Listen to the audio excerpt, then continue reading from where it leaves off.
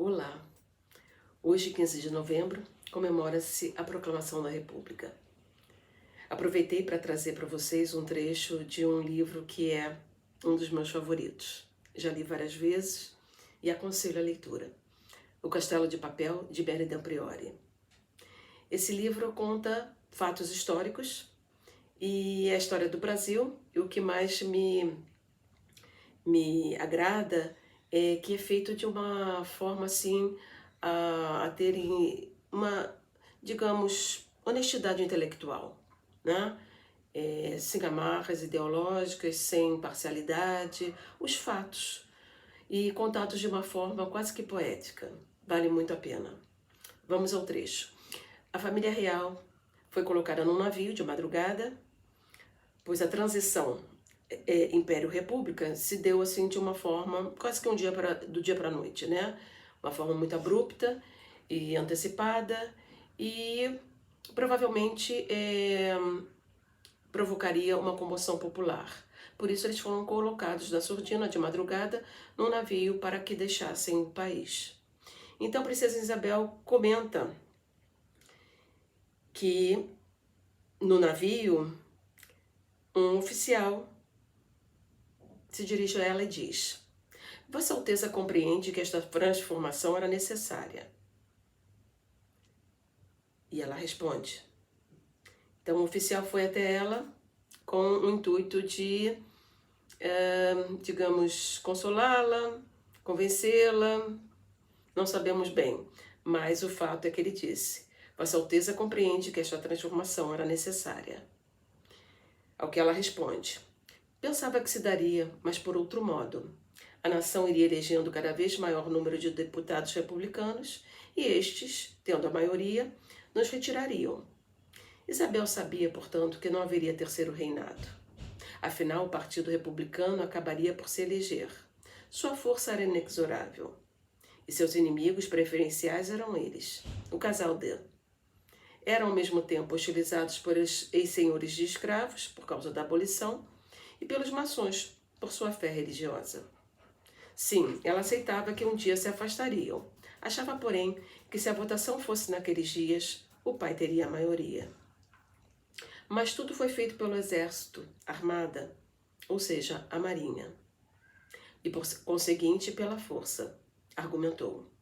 Ou seja, os planos tinham sido antecipados. No fundo, protestava pela brutal excisão, fora arrancada de sua vida no Brasil. Como disse, não tinha ambições.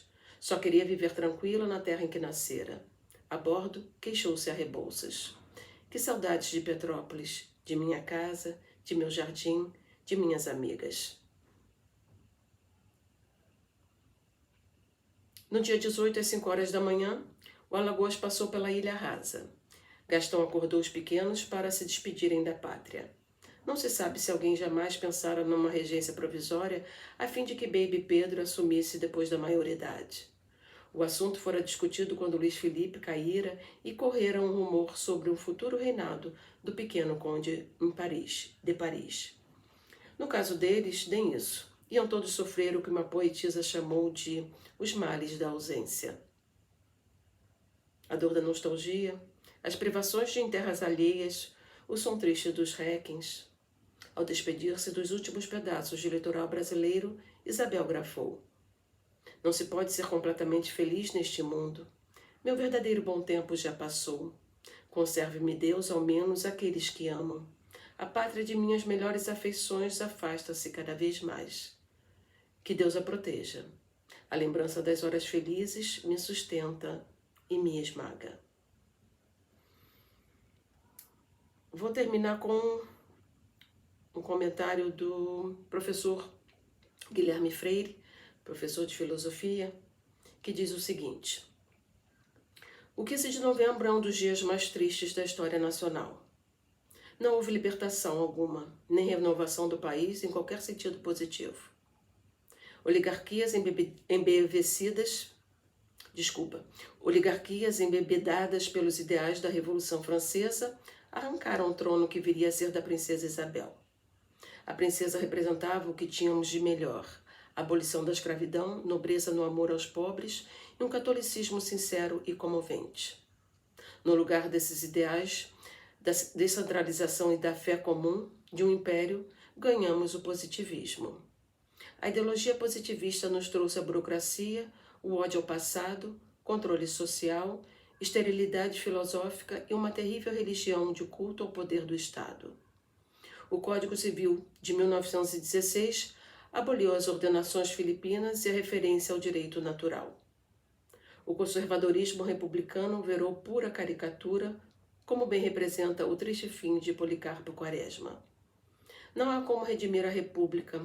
A salvação do Brasil passa pela redescoberta do seu espírito original, simbolizado pelas missões jesuítas, a Ordem de Cristo e a beleza da miscigenação que o catolicismo trouxe e que dá esse caráter alegre e acolhedor para o nosso país. Até a próxima. Um abraço.